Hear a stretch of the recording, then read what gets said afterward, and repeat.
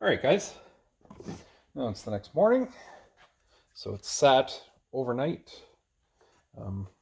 Dried up. Sorry, got lots of sunlight coming in. Beautiful day out here today, so hopefully it warms up nicely. And I got a bunch of firewood to finish up on the property here before our fishing season hopefully opens back up. They've got all our launches closed in Ontario, so hopefully get all the stuff I need to do outside and done.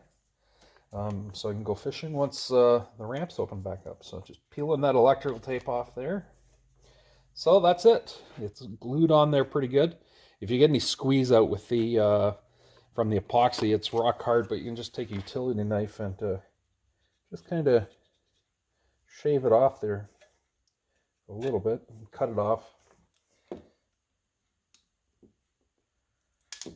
There, that works good. So that's basically it. So now you have the Tripleshot transducer is fully fixed onto the actual auxiliary mount. So next step is figure out which mount you want to run. I brought out actually 4 possible options. This customer that's going to be coming is going to be going with the XI5 mount. So it's actually going to sit right like that.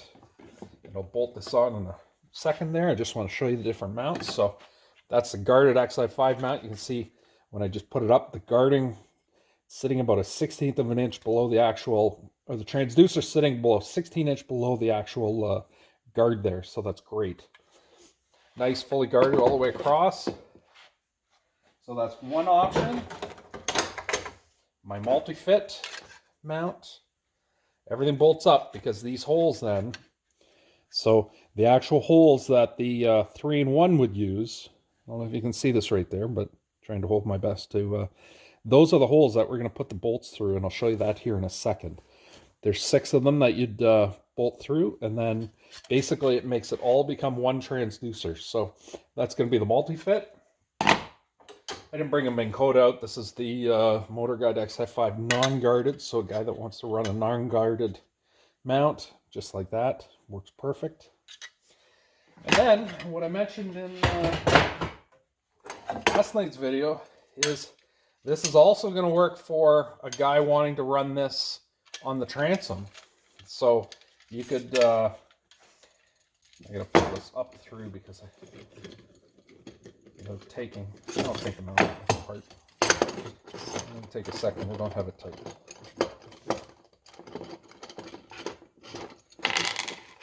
So this would be allowing a guy to run the 3-in-1 mount for the transom, run the the triple shot, sorry, on it, and the key benefit to that is it will. There you go. I won't put the nut back on because it's not going to be. I'm going to take it off right away anyway. I just want to do it so that the grommet can be put in. Put the grommet around the cable. Let's move this over here so you guys can see.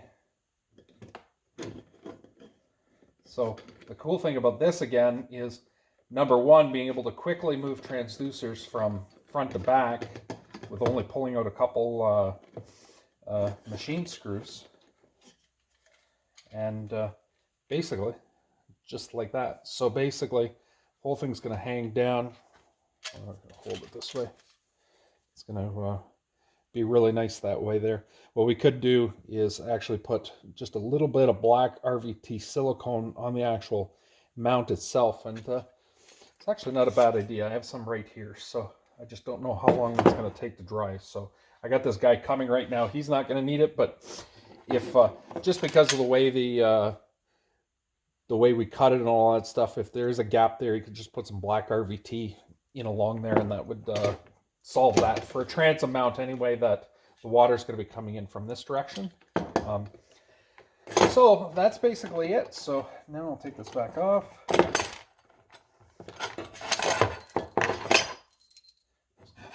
Slide this stuff out of the way. And I'll show you how to bolt this onto the mount that he's going to be getting here. So basically, you just need your Allen wrench and the fasteners that I give you. And basically, it'd be kind of hard to see here, but you're just going to drop them in from the side.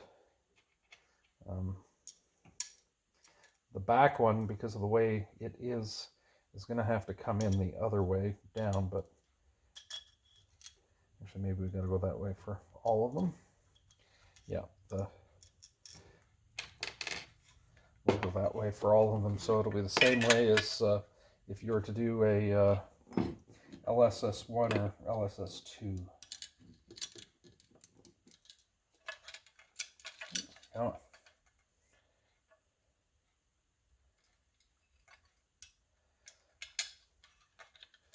So there it's coming in through.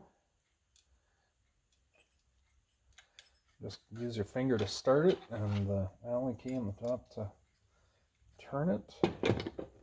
Just do one until you get it, just snug it up until it hits the actual nylock part of the nut there. Alright, stop the video there while I was putting all them on, just a little tedious work to put them all on. So, put your 3/8 wrench there on them then, and just tighten them down. Go nice and slow again. Stainless steel has a tendency to gull up, meaning thread locking or thread welding. Just go nice and slow, nice easy turns. Definitely don't use a impact ratchet or a ratcheting ratchet or an impact driver on stainless, because I guarantee you they will totally weld themselves to the nut and the bolts. So you don't want to do that. Just put them in, turn them, tighten them up nicely, and away we go. So that's looking good.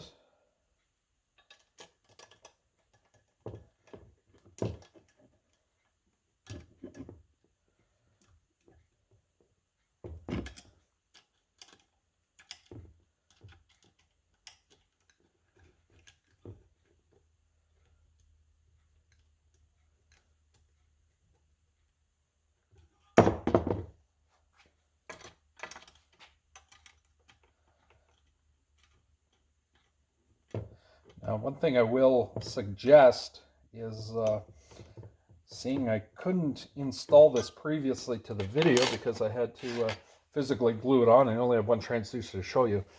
What I'm going to recommend doing is actually these 1/2-inch nuts and bolts that I just put on. I'm going to recommend you guys put them in from the bottom, put them in through before you actually glue the transducer on. The reason for that is it doesn't allow the nut in along too easily to slide into the back because the plastic comes up there like what I showed you. But if you put them in and you just cinch them down with a nut just so they can hang on the mount while you're doing the gluing and all that stuff, then all you have to do is come in with the Allen key from the bottom and actually go right in here to tighten them up, and the nut will be on the top side.